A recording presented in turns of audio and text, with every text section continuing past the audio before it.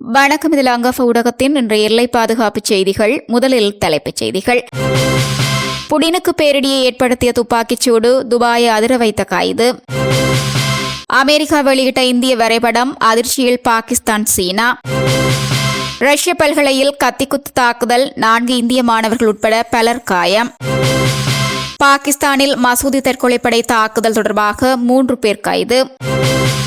Canada செல்லும் சர்வதேச மாணவர்களுக்கான விதிகளில் மாற்றம். இச்செய்திக்கு பிரதான அனுசரணை House of Spice Swiss, TCT வணிக வளாகம் Ilangai, SKD Nathan Swiss, Amma's restaurant Swiss, Siva cargo Swiss, Seetha resto Swiss, Selva சுக் சுவிஸ், ஹரிலீஃப் சுவிஸ். தொடர்வன விரிவான செய்திகள்.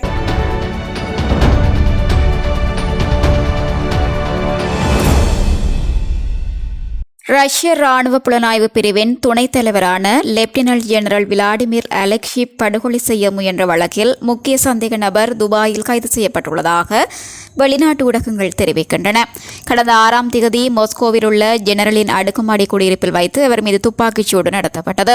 துப்பாக்கிச்சூட்டில் அவர் பலத்த காயமடைந்து உடனடியாக மருத்துவமனையில் சேர்க்கப்பட்ட நிலையில் தற்போது அறுவை சிகிச்சைக்கு பிறகு தற்போது குணமடைந்து வருகிறார் என கூறப்படுகிறது. விளாடிமிர் அலெக்ஷிவ் ரஷ்ய புலனாய்வு பிரிவின் 2ஆம் நிலை தளபதி ஆவார்.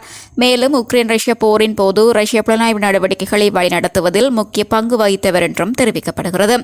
இந்நிலையில் துப்பாக்கிச்சூட்டை நடத்திய தொடர்புடைய சந்தேக நபர் துபாயில் கைது செய்யப்பட்டு ரஷ்யாவிடம் ஒப்படைக்கப்பட்டுள்ளதாக செய்திகள் வெளியாகியுள்ளது.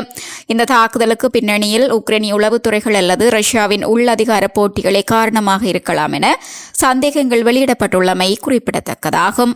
ஜம்மு காஷ்மீர் விவகாரம் தொடர்பாக பாகிஸ்தான் பிரதமர் ஷெஹ்பாஸ் ஷெரீப், ராணுவ தளபதி ஆசிம் முனீர் ஆகியோர் வாஷிங்டனுக்கு பலமுறை பயணம் செய்து அமெரிக்காவின் ஆதரவை பெற முயற்சி செய்தனர். சர்வதேச அளவில் காஷ்மீர் பிரச்சினையை எழுப்ப பாகிஸ்தான் செய்த அனைத்து முயற்சிகளும் தோல்வியில் முடிந்தன. கடந்த சில நாட்களுக்கு முன் காஷ்மீர் ஒற்றுமை தின உரையில் பேசிய பாகிஸ்தான் பிரதமர் ஷெஹ்பாஸ் ஷெரீப் இதுகுறித்து சர்ச்சையான கருத்துக்களை மீண்டும் வலியுறுத்தினார். இந்நிலையில் அமெரிக்கா வெளியிட்டுள்ள புதிய வரைபடத்தில் ஆக்கிரமிப்பு காஷ்மீர் இந்தியாவின் ஒரு பகுதியாக காட்டப்பட்டுள்ளது. இந்தியா அமெரிக்கா வர்த்தக கட்டமைப்பு இன்று அதிகாரப்பூர்வ விளக்கப்படத்தில் ஜம்மு காஷ்மீர் முழுவதையும் இந்தியாவின் ஒரு பகுதியாக அமெரிக்கா காட்டியுள்ளது.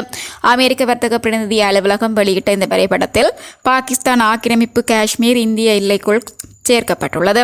இந்தியாவை பொறுத்தமட்டில் அமெரிக்காவின் முதன்மையான மற்றும் மாற்ற முடியாத உலகளாவிய கூட்டாளி என்பதை அமெரிக்க அரசு உறுதிப்படுத்தியுள்ளது. இதேபோல் சீனாவின் ஆக்கிரமிப்பில் உள்ள அக்சைசின் பகுதியும் இந்திய நிலப்பரப்பாக குறிப்பிடப்பட்டுள்ளது. அமெரிக்க அரசு வெளியிட்டுள்ள இந்திய வரைபடம் சமூக வலைதளங்களில் வைரலாக பரவி வருகிறது. ரஷ்யாவின் பேஸ்கோர்டோஸ்டான் குடியரசில் உள்ள அஃபா பகுதியில் அரசு மருத்துவ பல்கலைக்கழகம் அமைந்துள்ளது. இந்நிலையில் பல்கலைக்கழக வளாகத்தில் நுழைந்த மர்ம நபர் அங்கிருந்த மாணவர்கள் மீது திடீரென கத்திக்குத்து தாக்குதல் நடத்தினார். மேலும் தனது உடலையும் கத்தியால் கிழித்துக் கொண்டார். தகவல் அறிந்து அங்கு விரைந்து சென்ற போலீசாரையும் அந்த நபர் தாக்கியுள்ளார். இதையடுத்து போலீசார் அவரை மடக்கி பிடித்தனர். படுகாயமடைந்து ஆபத்தான நிலையில் அவரை மீட்ட போலீசார் அவருக்கு தீவிர சிகிச்சை அளித்து வருவதாக தெரிவித்தனர். இது தொடர்பாக போலீசார் வழக்கு பதிந்து விசாரணை நடத்தி வருகின்றனர்.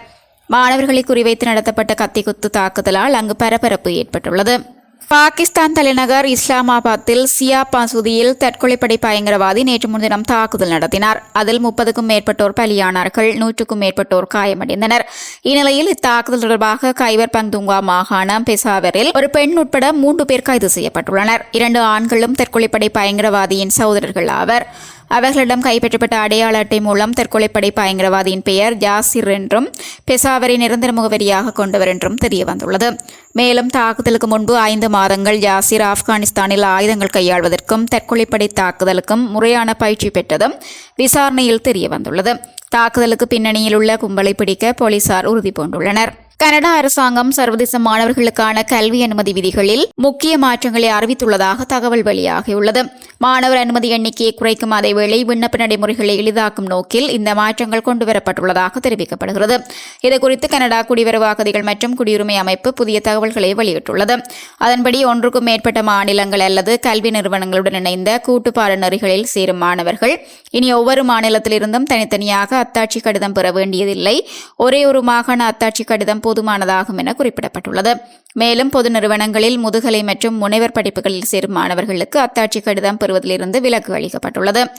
இங்குள்ள தொழிற்கல்வி பாடநெறிகளுக்கு சில விலக்குகள் வழங்கப்பட்டுள்ளன. எனினும் CEGEP கல்வி நிறுவனங்களில் படிக்கும் மாணவர்கள் கட்டாயம் அத்தாட்சி கடிதத்தை சமர்ப்பிக்க வேண்டும்.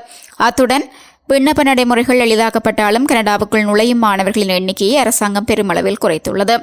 2026 ஆண்டில் சர்வதேச மாணவர் அனுமதி இலக்கு 1,55,000 நிர்ணயிக்கப்பட்டுள்ளது. 2025 ஆண்டில் இந்த விலக்கு 3,05,900 இருந்த நிலையில் தற்போது அது அரைவாசியாக குறைக்கப்பட்டுள்ளது. சுவிட்சர்லாந்துல வீடு வாங்க போறீங்க, இல்ல ஆல்ரெடி உங்களுக்கு அங்க வீடு இருக்குன்னா இந்த வீடியோ உங்களுக்காக தான். ஸோ ஸ்கிப் பண்ணாம ஃபுல்லா பாருங்க. ஒரு மனிதனுக்கு வீடு அப்படிங்கிறது ரொம்பவே அத்தியாவசிய தேவை. அத்தியாவசிய தேவைகள்ல முக்கியமான பங்கு வகிக்கிறதே இந்த வீடு தான். ஸோ அப்படி வீடு வாங்குறது விற்கிறது இது சம்பந்தமா உங்களுக்கு இருக்கிற நிறைய ப்ராப்ளத்துக்கு சொல்யூஷன் தர ஒரே இடம் தான் உங்கள் செல்வாசக். Your future our vision. இப்போ சுவிட்சர்லாந்துல வீட்டோட வட்டி விகிதத்துல நல்ல மாற்றம் வந்திருக்கு, நிறைய குறைஞ்சிருக்கு. ஸோ நீங்க ஏதாவது அக்ரிமெண்ட் போட்டு வச்சிருக்கீங்கன்னா இப்பவே அதை ரெனிவல் பண்ணி மாற்றி வச்சுக்கிட்டீங்கன்னா உங்களுக்கு நிறைய ப்ராஃபிட்ஸ் இருக்கும். ஸோ இது சம்பந்தமா உங்களுக்கு ஏதாவது அப்டேட்ஸ் வேணும், இந்த மாற்றத்துல உங்களுக்கு ஏதாவது டவுட் இருக்கு அப்படின்னா மறக்காம ஸ்கிரீன்ல தெரிய நம்பர் கால் பண்ணுங்க. சுவிட்சர்லாந்துல நீங்க வீடு வாங்கணும் இல்ல வீடு விற்கணும் அந்த மாதிரி ஏதாவது உங்களுக்கு தேவைகள் இருந்தா மறக்காம எங்களை காண்டாக்ட் பண்ணுங்க. உங்களோட எல்லா தேவைகளையும் உங்க ஃபேமிலியில ஒரு மெம்பரா இருந்து நாங்க பார்த்து பண்ணி கொடுப்போம். இது உங்கள் செல்வாசக். இச்செய்திகளுக்கு பிரதான அனுசரணை செல்வாசோக் இமோபிலியன், சுவிஸ் நாட்டில் முன்னணி நிறுவனம். தொடர்புகளுக்கு 07951464228. வீடு வாங்க, வீடு கட்ட, வீடு திருத்த மற்றும் வீட்டுக்கடன். Your future our vision. இது போன்ற மேலும் பல முக்கிய சுவாரஸ்யமான செய்திகளை அறிந்து கொள்ள லங்காஃபோ யூடியூப் சேனலை சப்ஸ்கிரைப் பண்ணுங்கள். எமது செய்திகள் உடனடியாக கிடைக்க பெல் பட்டனை அழுத்துங்கள். அத்தோடு எமது செய்திகளை மற்றவர்களும் பார்வையிட ஷேர் செய்யுங்கள். நன்றி.